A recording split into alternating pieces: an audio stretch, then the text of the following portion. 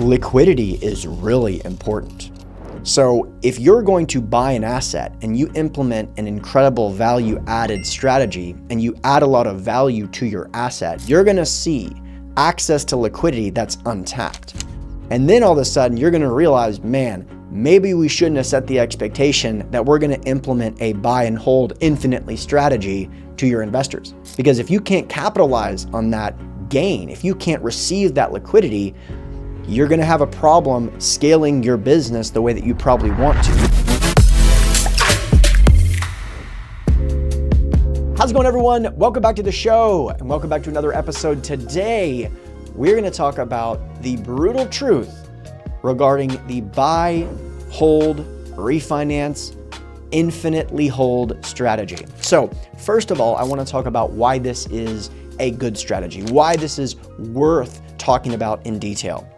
Then I'm going to talk about some of the challenges with this strategy and especially some behind the scenes look at why you might want to consider doing this or not doing this. And I'm probably going to say some things that most operators aren't willing to say, but I think it's important to get all this truth out onto the table. So I'll tell a quick story. During due diligence on a self-storage fund I invested in many years ago, we went around the country looking at different assets, and the operator was really focused on the buy, hold, refinance infinitely type of strategy. And we visited one property where we went on site, and they had bought this property in the late 90s for $600,000. And they paid cash, but it was only $600,000. Now, in talking to the operator, they revealed that since then, they had refinanced out $2 million from that property. I'll say that again.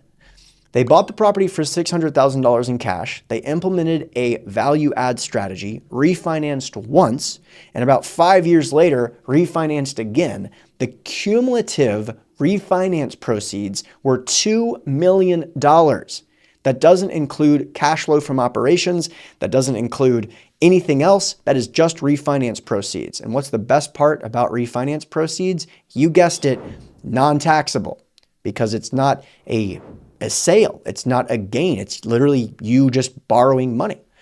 And so what do they do with that money? Well, they can go and spend that money, of course, but of course, good operators take that money and their investors usually want to reinvest with them when you have a result like that. And so you can buy more assets, which is a great way to be diversified.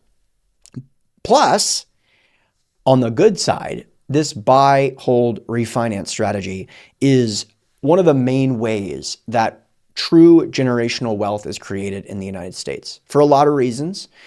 Appreciation, the tax implications, the way that the tax law is written to incentivize people to own and hold real estate. And because of all of that, especially in the United States, it's very difficult to beat the buy, hold, and refinance strategy net of taxes. Because let's just use an example. Let's say that the average IRR you create with your thesis is like a 15. Now, if you're living in a state without capital gains tax, meaning without additional capital gains tax above the federal capital gains tax of 25%, you're competing against 15%, but you got to take 25% of that because it's a capital gains tax. So it's about 75% of the 15% gives you what? 11.25%. I'll say it again to make sure we're on the same page. If you're taxing 25% of your gains, or 25% of your gains are taxed, or taxed at a rate of 25%, you're taking a typical 15 IRR and turning it into about an 11.25% IRR, which is the net tax result. So if you had a strategy where you bought a property, implemented a value add strategy, and created a 15 IRR, in order to compete with that strategy with a buy, hold, and refinance strategy, the buy, hold, and refinance strategy would only need to create an 11.25% IRR because you're not really paying taxes as you're implementing the other strategy. So that's pretty cool. And we've seen a lot of people have a lot of success with this. And I do think that beating that strategy is difficult, especially when you think about it from a net tax perspective. However, there are some challenges with this, especially from an operator standpoint. Now, some of you listening to this are operators that have gone full cycle on many assets, and you've got an incredible balance sheet and you've done a bajillion dollars worth of deals, and that's awesome. But some of you are just getting started. And so when you think about building a business, especially in the early stages of your growth, liquidity is really important. So if you're going to buy an asset and you implement an incredible value added strategy and you add a lot of value to your asset, you're going to see access to liquidity that's untapped.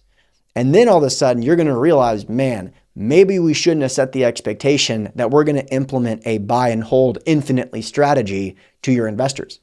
Because if you can't capitalize on that gain, if you can't receive that liquidity, you're going to have a problem scaling your business the way that you probably want to. You're going to have a problem realizing that gain and getting the money in the bank account. A couple things happen when that happens.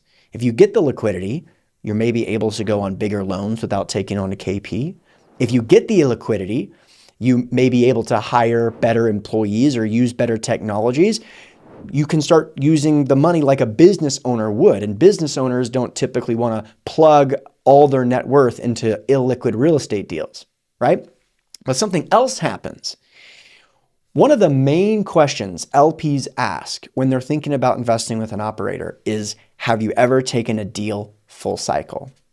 And so when you hear that question, think about it. As an operator, if you set the expectation that you're going to buy and hold and refinance forever, in year 4 or 5 and 6 and 7, you're sick of being asked this question over and over again, and you have to keep coming up with reasons why you've never been full cycle. You can make the case, hey, it's better if we don't go full cycle. Hey, you can make the case that I don't want my investors to pay taxes.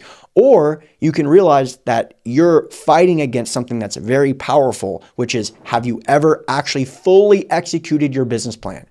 Now, if your business plan is an infinite hold, it's impossible to execute it. There's no such thing as an infinite hold being done, right? So think about this as you set expectations with your investors, that it might not be in their best interest for you to never sail. Why? Because LP investors want to invest with operators that have liquidity. Not only can hire good employees and use good softwares, but can do the right thing when things go wrong.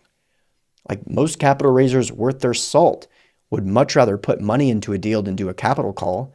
How do you think that's going to be possible if all of your net worth is tied up into these GP promotes that never come to be? One last thing I'll say regarding the full cycle element. As you're developing your business, if you constantly hear that it's important that you have a track record, you don't want to fight against that your whole career.